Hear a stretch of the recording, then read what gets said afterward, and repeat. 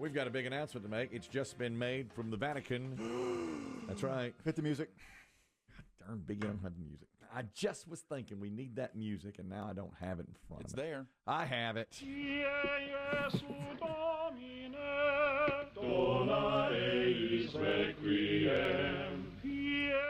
We got a conclave May 7th.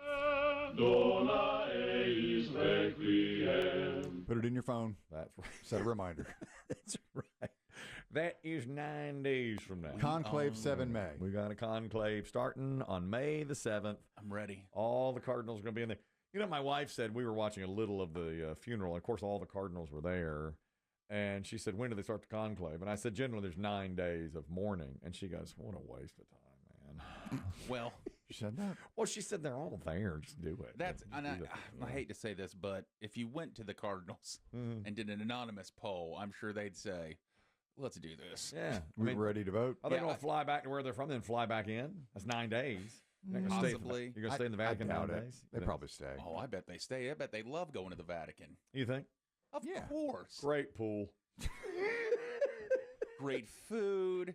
Endless buffet. Yeah, when you're at the Vatican, because, I mean, some of these So guys. like, running up to Danville with a casino. They got an omelet station. Yeah. Okay. You know, you can get eggs or you can get roast beef. It's like breakfast, lunch, whatever. Well, because part of being a priest, and then I'm sure a cardinal, is that, you kind of live simply next to the church. So, because growing up, I mean, every Catholic church had a little house next to it. And I'd say, what's that? And my mom would say, that's where the priest lives. That's the priest's home. It's the rectory. Yeah, and it's not really even all his. It's like, because there's they also share it. the secretary. Yeah. So I bet when those guys go to the Vatican, it's Party like time. it's the equivalent of going to a resort for us. Yeah. Maybe you're right. It's like going to Disney World in a VIP pass. I guess that's true. And so it's not, anyway, it's May 7th, the official conclave. So I guess the Camerlengo, he's in charge of the conclave, which we learned last week. Yeah. And I'm sure he'll come in. Welcome in the Cardinals. Now, I know you all have seen the movie. We're not going to have no funny business in the conclave. I bet they have. Oh, no, are you trying to get a book a deal out of this? We're here to pick up the Pope, and that's it. No more. No funny business. There's no transvestites in here. Spoiler alert. We're going to sack a tap of every one of you every day, right in the cassock. Bing, bing.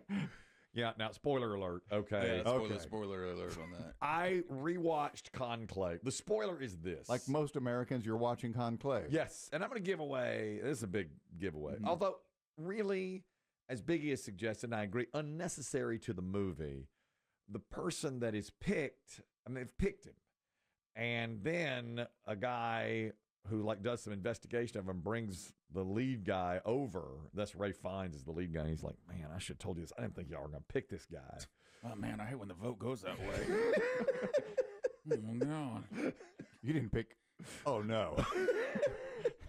I didn't think it was The one guy. The one guy. He's got female reproductive. Okay.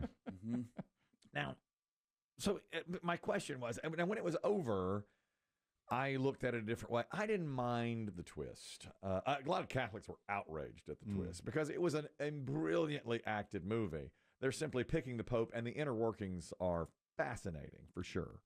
The Ray Fiennes and Stanley Tucci. They're great in everything. Yeah, they're great. John Lithgow. I mean, wonderful actors.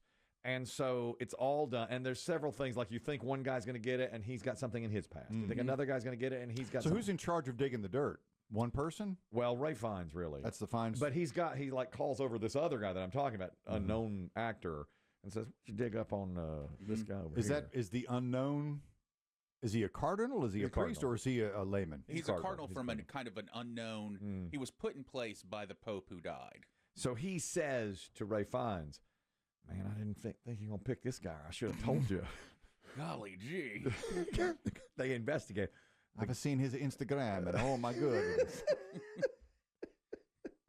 He's got female reproductive parts. Okay. And the whole thinking, of course, is that will they leave him in place to become the Pope because they're like, maybe this will help the Catholic Church. Yes, of course. Yes. You know, and he's this little known guy. yeah. Well, here's the other thing I thought of it. He had been to a clinic in Zurich or Geneva to have an operation to remove the female reproductive parts, but he didn't go through with it because as a priest or as a priest, as a priest, Exactly. And he told Ray Fiennes, "I prayed about it and decided to leave myself as God made me. You know, this is what God created." So he's going to leave himself as a God made. Right. So my thought was, if that really happened, we put a guy as Pope now, and they'd already voted on it. The white smoke was out when Yeah. They released the smoke. Yeah. And that's when the guy went over and was like, "Oh, Jesus, I had no idea you were picking this guy." Oh, man, I thought it was bad when John Lithgow had a baby. Spoiler alert. Woo. Well, that's another thing. If this one priest was headed to get it, and they were like, "Your baby mama just showed up." Got a fam. Nah, fam. Hey, why's that nun crying? We need to talk about that. So the guy says, "I made one mistake 30 years ago." As a priest? As a priest. Oh, Yeah. bruh. But he said, "Should that keep me from being Pope? I've lived my life. I'm a good man." And Ray Fiennes said, "You are a good man, but there ain't no chance in hell we're going to put you." That is not happening. There's one kind of sneaky nun who gets stuff on everybody, too. She does. She knows the dirt. That's what I bet that's true in the Vatican, too. I think the nuns probably know the most. Probably. They talking, you know. Yeah. And so, Did you have to do that motion? they talk, like The chickens. He's got a daughter. He's got lady parts. That's fact. Oh, man, I really should have told you this before we started voting. So my question was, if that really happened, now they put up, he is the Pope, and he has female reproductive parts. Can you recall a vote? I don't know. I don't know about that, but let's say they decide, it seems at the end they do decide, all right, he's going to be Pope. Only one person other than him knows about it. Well, it's Ray Fiennes knows it, the Pope knows it, and the investigator knows it. But the folks in Geneva who were going to do the surgery but didn't, they know it. Know who he is. So I feel like it would get out. You know, I feel like it would be Someone would spill the beans. Yeah. The Vatican's very powerful. Well, that's right. That's true too. Honestly, if that really happened, I think they might have the Pope himself killed and put a new Pope in charge. You know, after a month, you know, it could. They got a whole conclave too. Well, that's right. Yeah. Conclave Part 2. Ooh, I think we just wrote it. Conclave 2. It opens with assassins at a Geneva clinic. Yes. Well, that'd be a totally different movie.